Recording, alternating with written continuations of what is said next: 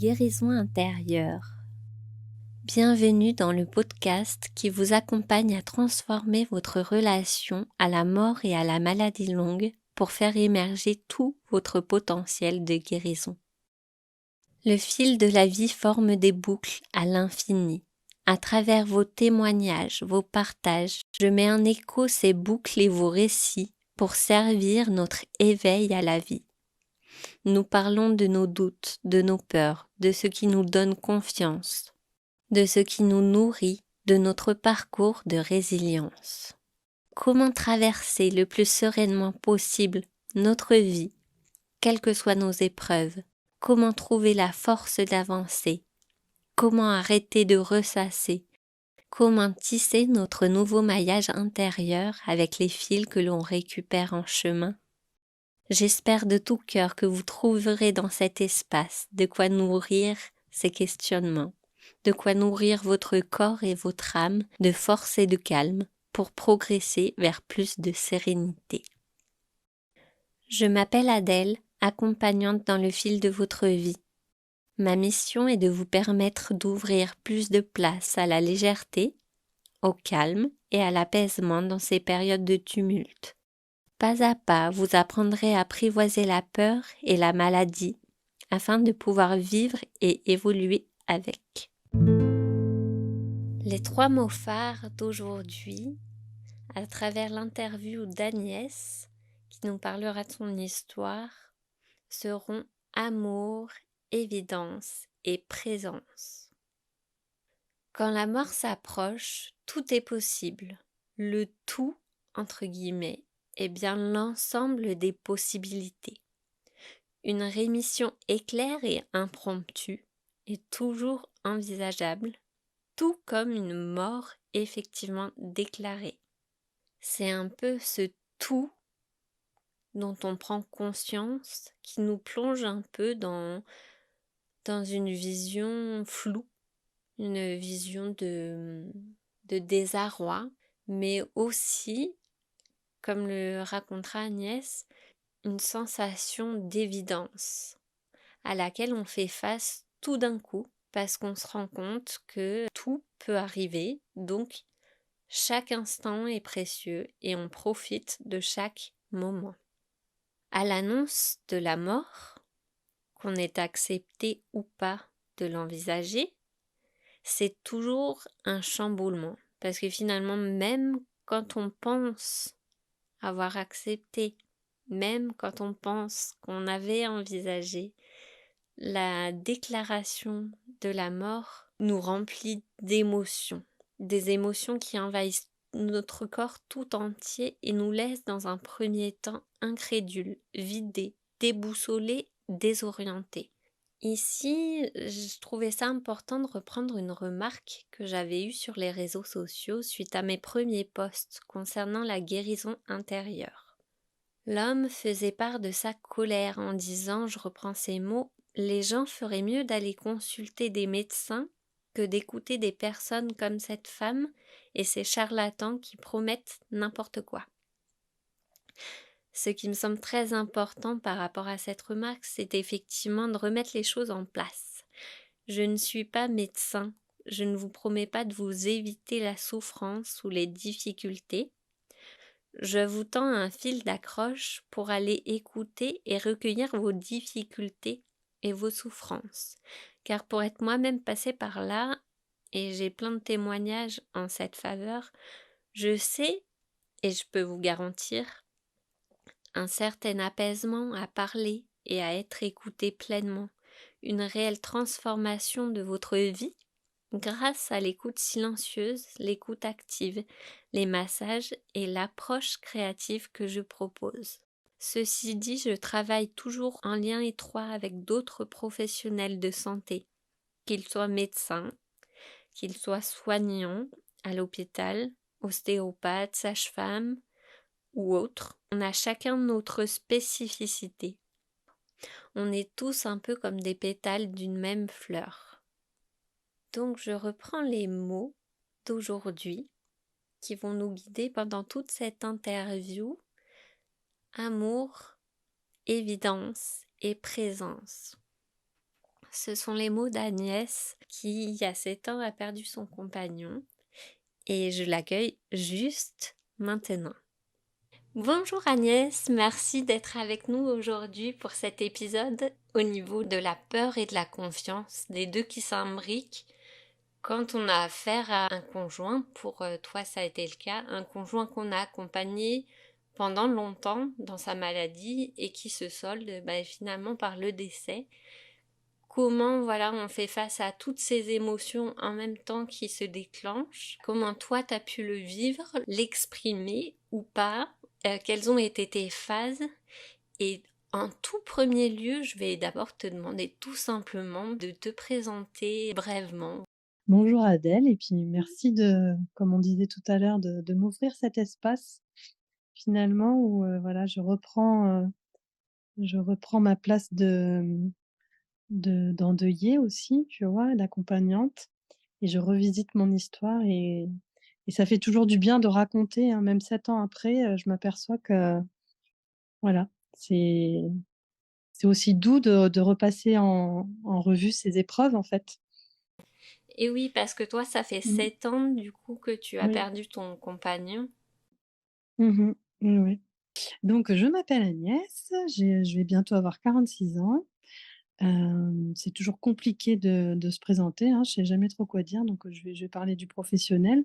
C'est ça qui m'occupe le plus en ce moment, on va dire. Donc j'ai été professeure des écoles pendant 17 ans, et après le décès de mon mari, ça a été très compliqué, donc je me suis arrêtée de travailler, et donc là, c'est ma 4e année de disponibilité.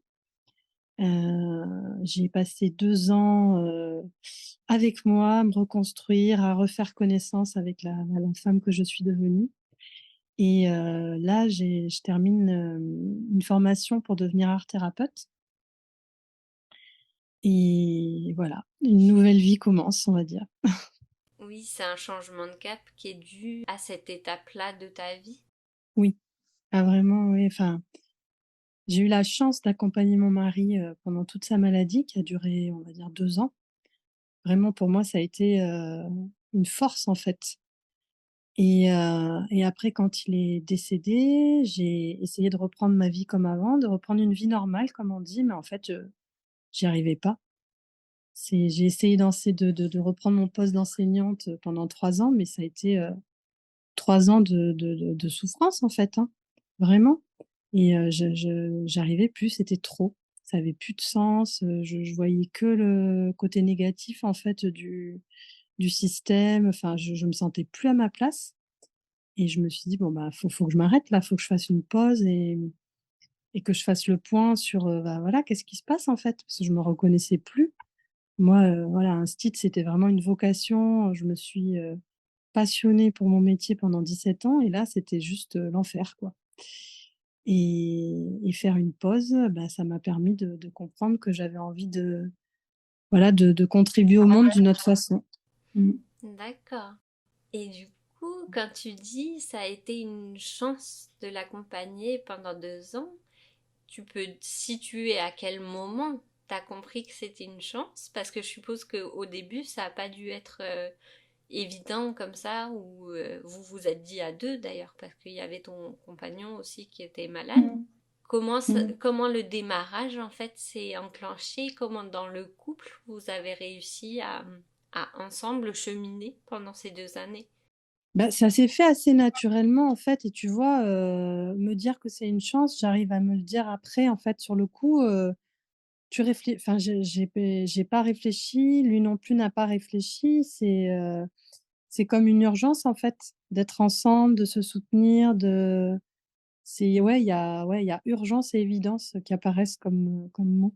Après, c'était pas facile, et du coup, moi, je me suis tout de suite, fait aider, et j'ai démarré un travail sur moi avec un psychologue, parce que, ben, c'était important pour moi, si je voulais être là pour Flo, de faire un peu la part des choses entre mes émotions, enfin, c'était, ouais, c'était dur. En fait, quelque part, c'est l'instinct qui parle, j'ai l'impression, tu vois, en discutant avec toi. tu as le diagnostic qui tombe, il y a une partie de toi qui comprend, une autre qui comprend pas et en fait, c'est une autre part de toi qui prend les manettes, en fait. Tu fais les choses parce que, ouais, c'est une évidence, en fait. Donc voilà, hop, bah, je veux être là, donc bing, rendez-vous chez le psy et puis j'ai envie d'être là à tous les rendez-vous médicaux, j'ai envie de plus rentrer à la maison pour être plus disponible pour, ben, voilà, profiter enfin, tu vois, là, enfin, je j'ai jamais conscientisé, hein, mais en discutant avec toi, je me dis: «Mais c'était en fait, je voulais profiter de lui un maximum». Et du Mmh. coup, au niveau des émotions, est-ce que tu saurais les nommer? Alors honnêtement, je me rappelle plus. Là, ça fait trop longtemps et bon, peut-être aussi c'est, une protection, hein, mais je me rappelle plus, mais je sais que l'émotion qui a dominé, c'était la tristesse. Vraiment, ça arrivait très, très vite. Je me rappelle, il y avait une question qui revenait tout le temps dans ma tête. C'était: «Mais est-ce que c'est grave? Est-ce que c'est grave? Est-ce que c'est grave?» Parce qu'à la fois, bon, mon mari avait une tumeur au cerveau, donc tu te dis: «Bon, c'est pas quelque chose de léger» et en même temps, il marchait, il parlait, enfin, ça se voyait pas. Même après son opération, il s'est quand même fait trépaner. Il y a pas eu un temps de rééducation et de si long que ça, finalement. Alors, juste trépaner, ça signifie du On coup. lui a ouvert le crâne pour, lui retirer, l'équivalent, le chirurgien m'a dit à l'époque, d'un pamplemousse de tumeur. Et oui, et du coup, ça s'est pas vu, enfin, dans le comportement, il n'y a pas eu de changement. Si, si, si, si.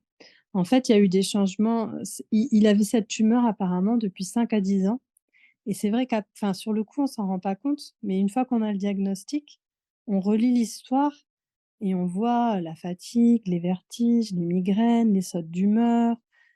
Mais finalement, ben, on s'était adapté à ça.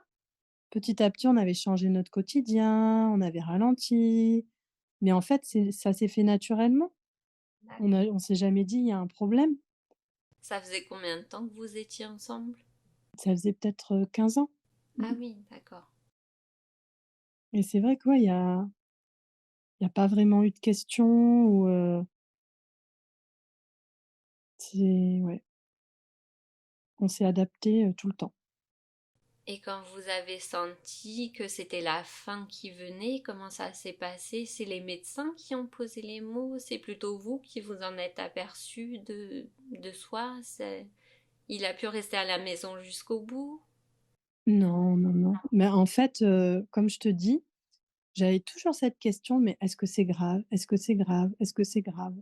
Je me rappelle le chirurgien qui l'a opéré, il a comparé, sa maladie à une maladie chronique comme le diabète, Ah, qu'il fallait juste surveiller, faire des IRM, qu'il y aurait peut-être un peu de chimio. Donc il y a une partie de moi qui me disait: «Bon, bah, c'est pas grave, au pire, il se fera réopérer dans 10 ans et puis voilà, quoi».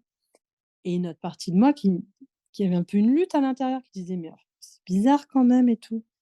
Donc tu essaies d'avoir une vie normale, il a même essayé de reprendre le travail et tout et avec le recul, je me dis: «Mais c'est complètement, démentiel» et en fait, ce qui s'est passé, c'est que l'opération, ça lui a donné 2 ans de vie, on va dire un peu douce, un peu au ralenti, mais voilà, il a gagné 2 ans et après la tumeur a muté et là, c'est parti très, très vite en 6 mois, mais du coup, on n'a pas trop eu le temps de comprendre ce qui se passait. Il y avait des signes un peu, il marchait moins bien, il avait la bouche tordue, enfin des petits signes un peu étranges, mais là, j'ai eu l'impression de devoir enfin, j'ai pas eu l'impression, j'ai dû me battre avec le milieu médical pour dire: «Il y a un problème, il y a un problème, il y a un problème» et ça, j'ai jamais compris.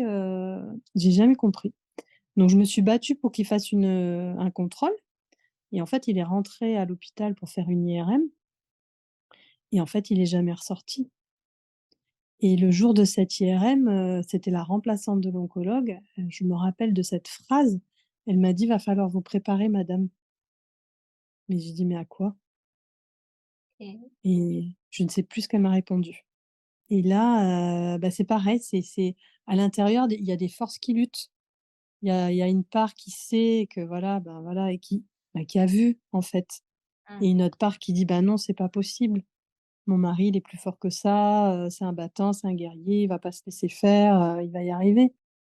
Et puis, bah, c'est un long travail en fait de c'est même pas d'acceptation, hein, pour moi, c'est de regarder bon, c'est peut-être ça l'acceptation, je sais pas, de regarder la réalité en face, en fait. Parce qu'il y a, je pense qu'on se protège beaucoup. Bah, pendant un temps, il était donc à Val d'Orel dans un centre de cancérologie, mais en fait, il était pas à sa place et moi, je demandais qu'il aille en maison de rééducation parce qu'il marchait plus, il était en fauteuil et donc il y avait des demandes qui étaient faites, mais c'était jamais accepté, et puis je comprenais pas pourquoi et puis à un moment donné, on m'a parlé des soins palliatifs, mais moi, je sais pas ce que c'est les soins palliatifs. Enfin, à l'époque, donc avec beaucoup de précautions, beaucoup de: «Mais vous savez, on en sort vivant, c'est pas forcément un endroit où on meurt». Moi, je ne sais pas, donc j'écoute et surtout, je me suis toujours interdite d'aller regarder sur internet, hein. Je me suis dit: «Ah, c'est l'horreur», donc je fais un peu confiance et en fait, c'est vraiment, aux soins palliatifs, et avec les équipes des soins palliatifs que j'ai pu commencer à faire un chemin, vers entrevoir l'idée que, ben, il y avait beaucoup de pourcentage de pronostics qu'il allait mourir, en fait. Oui.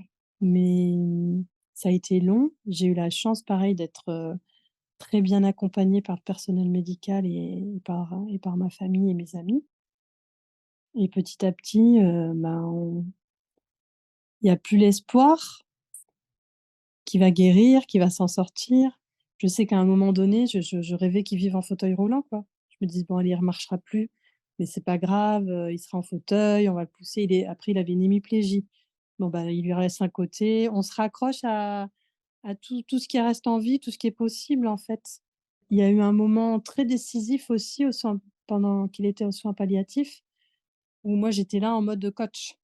«Allez, tu vas y arriver, machin, nin nin, bon, tu t'écoutes bien, tu fais bien ta kiné» et en fait, on a eu un rendez-vous avec la psychologue du service.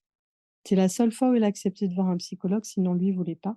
Et en fait, ben, ça lui a permis de m'exprimer que c'était lourd pour lui, en fait, cette posture que j'avais. Enfin, je l'énervais, en fait, hein. C'était pas ça dont il avait besoin et là, vraiment pour moi, ça a été la prise de conscience que, ben, il avait son autonomie, sa liberté et que tout ce que moi je pouvais voir comme des risques ou des imprudences, parce que comme il marchait pas, normalement il aurait dû rester alité, mais bien évidemment, lui, il voulait aller aux toilettes tout seul, il se levait, il tombait, il se faisait des bleus.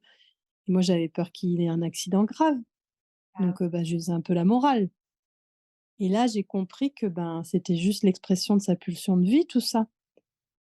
Que lui, voilà, il était dans son combat, dans son autonomie, dans sa liberté et que c'était ça qui était important et qu'à ce moment-là, je me suis dit: «Bon, ben, je change ma posture et en fait, je le laisse maître de son destin, en fait et de choisir, ce qu'il veut faire et comment il veut le faire» alors ça, et c'est ouais, c'est ultra mmh, puissant ce que tu dis à ce niveau-là. C'est super fort au niveau de la capacité à lâcher et à dire ben l'autre a sa liberté en fait. Donc comment il a envie de continuer à vivre et mmh, euh, et en même temps la difficulté pour toi bah de dire je lâche malgré tout ce que je sais derrière que ça comporte comme risque. C'est vrai que ça a mmh. dû être ultra dur bah, à mettre en place, tout simplement, parce que c'est pas seulement une décision qu'on prend, mais je suppose que c'est dans le corps que ça se passe ou ça se déclenche. Alors moi, si je devais un peu, résumer, je dirais qu'à l'intérieur, ça résiste, ça résiste, ça résiste, mais du moment qu'il y a la compréhension, ça fait comme un verrou à l'intérieur et en fait, ça lâche tout seul et c'est une évidence. Donc j'ai pas eu à me forcer, une fois que j'ai compris ça, tu vois? Ça a lâché à l'intérieur et j'ai plus eu à me forcer et vraiment, mais peut-être que je me suis menti, que c'était, pour continuer, tu vois? J'en sais rien. Mais vraiment sur le coup, j'étais vraiment alignée avec ce que je pensais et je me disais: «Ben, tant pis. Oui, peut-être qu'un jour il va se lever, il va tomber et il va mourir d'une chute, hein».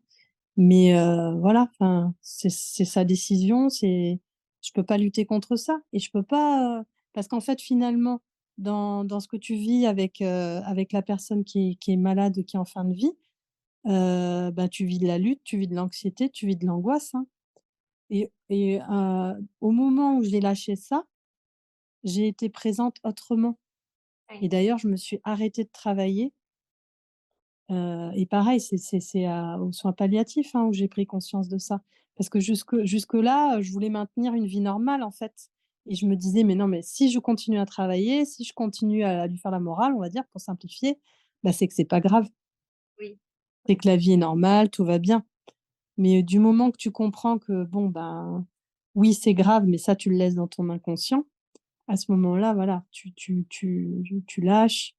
Je me suis dit: «Ben, je peux abandonner mes élèves, ils survivront sans moi et voilà, ma place, elle est auprès de mon mari et ce qui compte, c'est d'être avec, en fait et pas d'être, contre ou de le tirer, de le pousser ou ouais, vraiment, c'est être avec, là où lui, il en est, et comme il veut lui, quoi. Mmh. Très beau message en tout cas. Mmh. Super message, merci pour ce partage.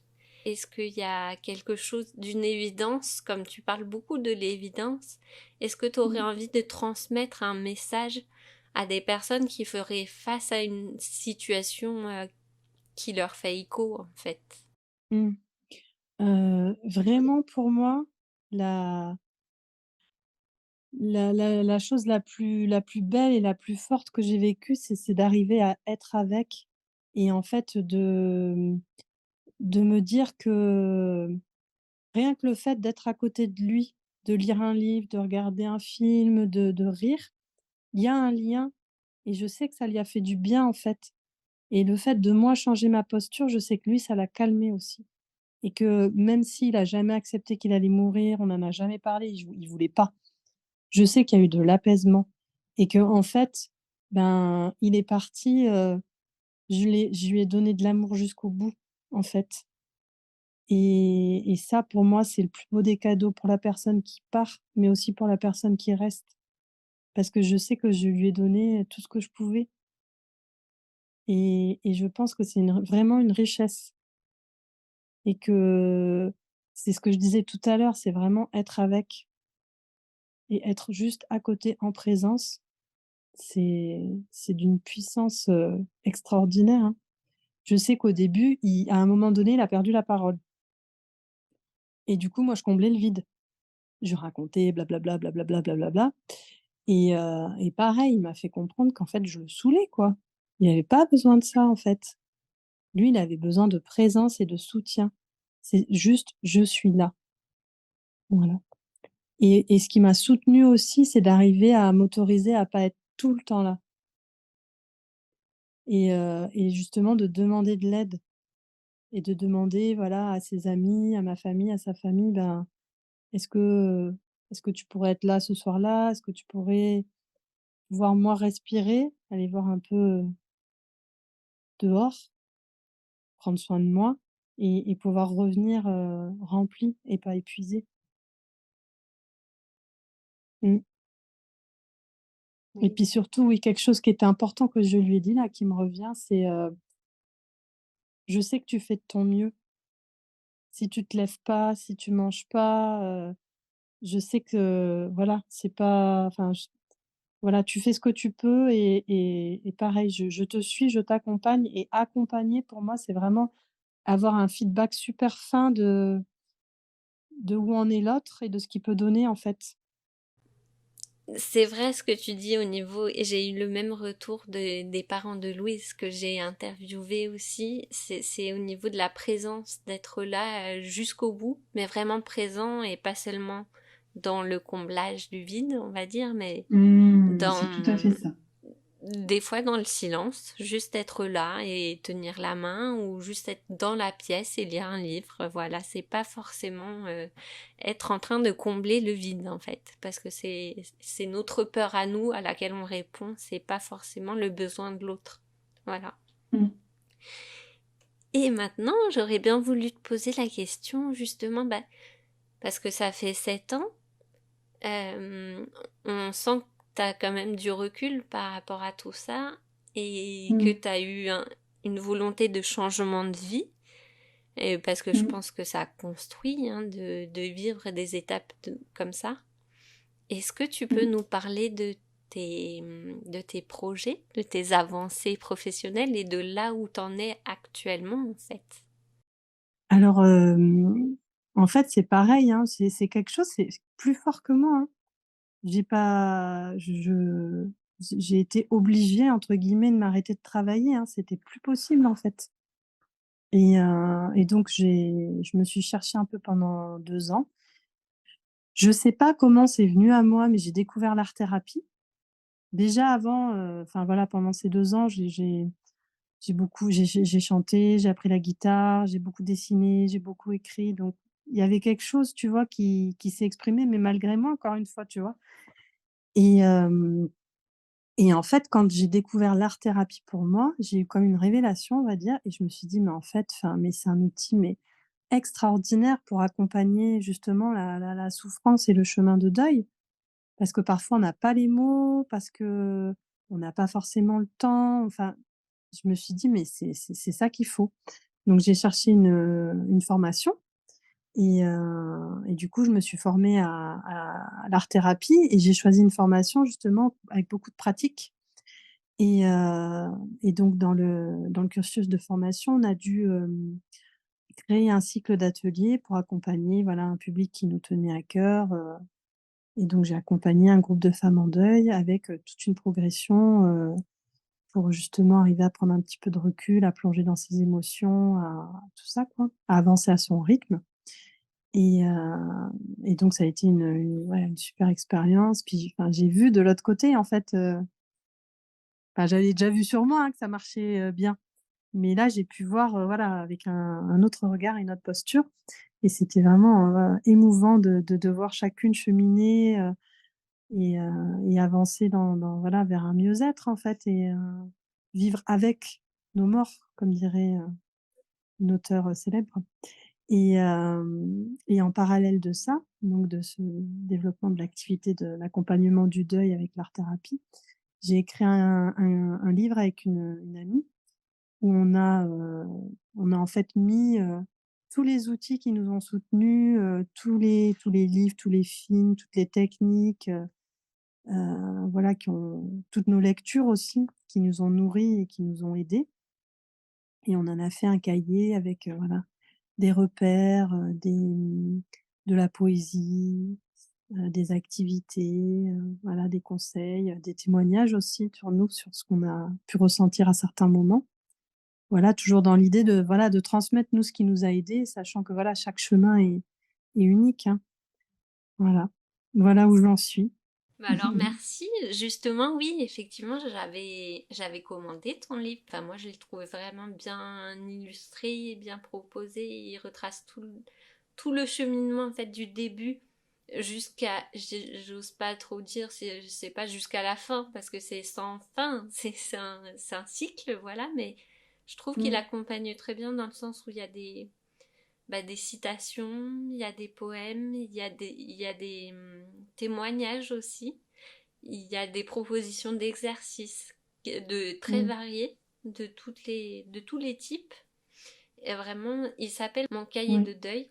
Et du coup, on peut vous le commander. On peut commander, on a une page Facebook Mon cahier de deuil, où on D'accord. peut voilà et après, on envoie un mail, soit à Corinne, soit à moi, avec la demande de commande et on vous envoie la procédure. Vous aurez tous les liens en description pour retrouver Agnès, du coup, Mmh. le cahier de deuil. Et puis peut-être aussi des ateliers. Tu parlais d'ateliers où tu as accompagné des femmes. Oui, oui, oui. J'ai visité une salle ce matin pour pouvoir, voilà, proposer des ateliers, d'art-thérapie, voilà, à la carte, on va dire et puis aussi des cycles où on s'engage sur plusieurs séances avec un processus qui va un peu plus en profondeur, on va dire. Dans l'idée d'apporter à chacun ce qu'il est en capacité de vivre. qu'un engagement sur un processus, c'est voilà, c'est on va en profondeur. Un atelier, ben, on picore un peu et il y a besoin des 2 en fait, hein. Donc voilà, normalement, j'ai espoir de commencer mi-avril, voilà et puis, ouais, l'année prochaine là, de reproposer les cycles, que j'ai préparés cette année. Mmh. Ben, en tout Mmh. cas, je suis vraiment très contente que tu aies accepté d'intervenir, que tu aies partagé aussi ton histoire. Je le dis toujours, mais ça me fascine toujours parce que c'est super personnel, puis ça fait du bien à tout le monde finalement. Mmh. Mais c'est pas Mmh. facile, c'est pas évident. Donc merci. Et, Mmh. et puis j'espère que voilà, ça donnera envie à des autres personnes de venir découvrir ce que tu fais. Et voilà. Merci beaucoup et je voulais te dire que tu incarnes la confiance et la douceur, donc on se confie à toi avec plaisir, avec joie parce que, ben, voilà, tu en harmonie avec tout ça. Donc voilà, Ouais. merci à toi. Merci beaucoup et à très bientôt du coup. Pour conclure aujourd'hui, je vous propose un petit temps de recueillement. Un petit temps pour accueillir nos émotions, tout simplement, face à une perte à laquelle on a fait face. Récemment, ou il y a 10 ans, peu importe le temps, je vous propose de vous rappeler d'un proche, d'un animal, d'un arbre. La perte peut venir nous parler aussi d'un projet qu'on a dû abandonner, qu'on n'a pas pu mener au bout. Je vous invite à fermer les yeux, à respirer profondément. Inspiration, expiration. À l'expiration, c'est comme si vous attrapiez les souvenirs. Et à l'expiration, c'est comme si vous les diffusiez dans toute votre personne, dans votre cœur, dans votre corps tout entier. Vous vous sentez rempli, rempli de cette présence qui n'est plus. Cette personne, ce projet, cet animal, cette présence qui a pu être partagée et qui est maintenant intériorisée. Inspiration, expiration. Vous vous chargez de confiance, d'amour, d'évidence. Vous êtes simplement présent, présent à vous-même. Je vous invite à réouvrir les yeux. Je vous invite à revenir doucement, doucement dans le quotidien, dans la pièce qui vous entoure. Bouger, rouvrir les yeux, toujours respirer en profondeur et vous sentir rempli pour cette journée de confiance et rempli de présence surtout. J'espère que cet épisode vous a plu, qu'il vous a parlé, qui vous aura aidé, accompagné dans vos pertes, dans vos deuils. N'hésitez pas à me faire des commentaires, à me suggérer des idées de thèmes, des choses que vous avez envie de développer, de voir traiter, me proposer aussi des témoignages si vous en avez. Ce sera avec plaisir que je les recevrai. Je vous invite, pour faire grandir toujours et encore ces espaces de parole et d'ouverture, à partager mon podcast, à lui mettre des commentaires, des étoiles, à l'envoyer directement à des personnes que vous pensez sensible à ces questions. Merci de votre écoute et je vous dis à très bientôt pour un prochain épisode qui sera lui sur la vie, mais la vie, le démarrage de la vie, la naissance, avec l'interview d'Anastasia, doula, qui accompagne tout autour de la maternité.